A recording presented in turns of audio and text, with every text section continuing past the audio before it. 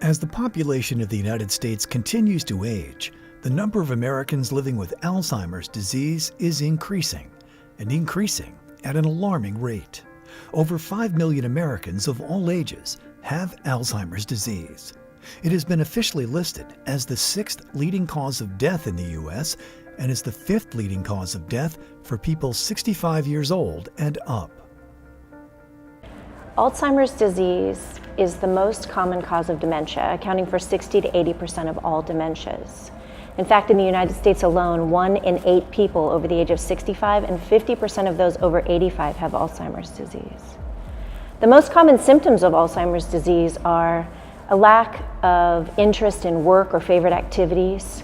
We also see mood swings, oftentimes depression.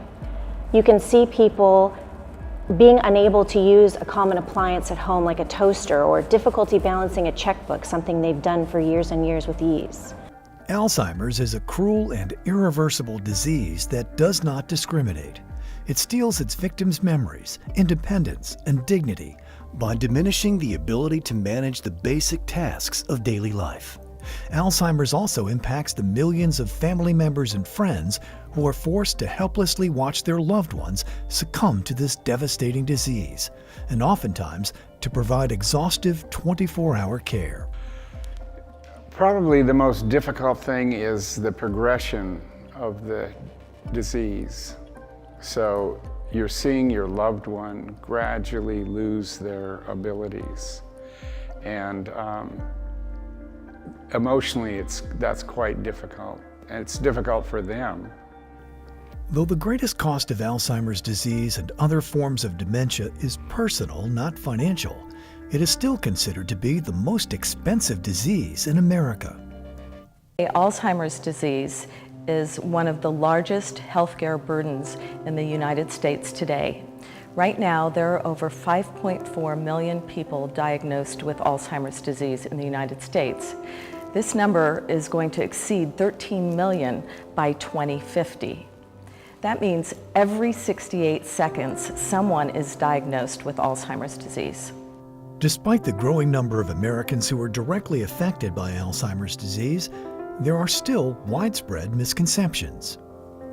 So I think there are 2 main misconceptions to think about. One is that people assume Alzheimer's is just a part of the natural aging process, and yet we know that some people live very long, healthy lives without ever experiencing cognitive dysfunction, and others succumb to Alzheimer's disease very early in their 50s and 60s, and understanding what the difference is really important.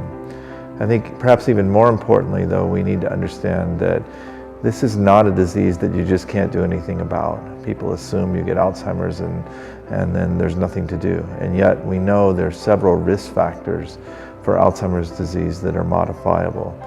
Though a few medications are approved by the U.S. Food and Drug Administration to treat symptoms of Alzheimer's, none have significant effect on disease progression or prevention. Right now, there just aren't good drugs on the market for this disease. And that's a shame, because it's the thing that people most worry about as they get older, is losing their identity as a part of Alzheimer's disease. So, I think what excites me about what we're trying to do is that, we think there are things you can do right now for people. And maybe 5 years from now or 10 years from now, the perfect drug will come on the market, and that'll be great. But we can't ignore people now, and there are a lot of relatively simple lifestyle changes that people can make that will really help them with the progression of this disease. Affirmative Health is a national medical group headquartered in Sonoma, California, that is passionate about bringing education, holistic treatment and risk reduction options, and hope to those who are affected by Alzheimer's disease and other cognitive disorders.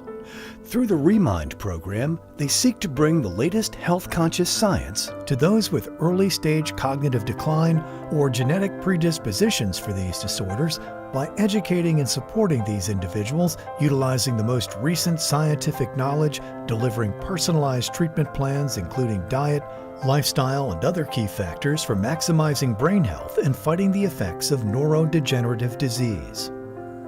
The interesting thing about studying aging is we've realized that you can really modify the rate of aging. And we've identified drugs and animal models that can do that.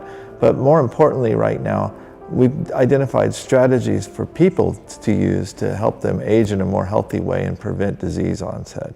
Well, I think when we're talking about preventing cognitive decline, we're talking about many of the same lifestyle interventions that work to prevent cardiovascular disease and diabetes as well. They're the interventions that really slow aging and keep you healthy longer.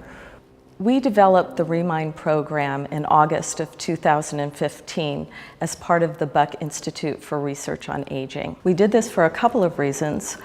One, we wanted to extend our reach within the United States, but we also wanted to create an opportunity to branch out globally, since this is not a US problem. Alzheimer's disease is a global issue. The most difficult part of being successful with this program is staying on track. So we've developed an application that is as personalized as the protocol itself. So we take the individual recommendations and we deliver that through an application that helps the person track exactly what they're doing every day. So it tracks their diet, their exercise, their supplement regimen, and on top of that, it delivers video content so that if they don't understand what exercise they're supposed to be doing or how they're supposed to be doing it, they could actually see it. And it's very, very simple. And for this audience, that's really important. It also has very, very big font so that it's easy to see. And then you get rewarded by doing all the right things in a way that's very mechanistic that people are comfortable with. A team approach is also integral to the success of this type of program. And in most doctors' offices, there aren't enough resources to include a dietitian and a physical therapist to round out the program. You know, the medical profession right now is very reactive. We wait till you get really sick and then we spend a fortune trying to make you better again. And that's not the most effective way to keep people healthy. A much better strategy is to find people as early as possible and give them simple things that they can do that will prevent or lessen the impact of the diseases they get as they get older. Our mission at Affirmative Health is to inspire and empower as many people as possible to enhance their quality of life through improved cognition and memory.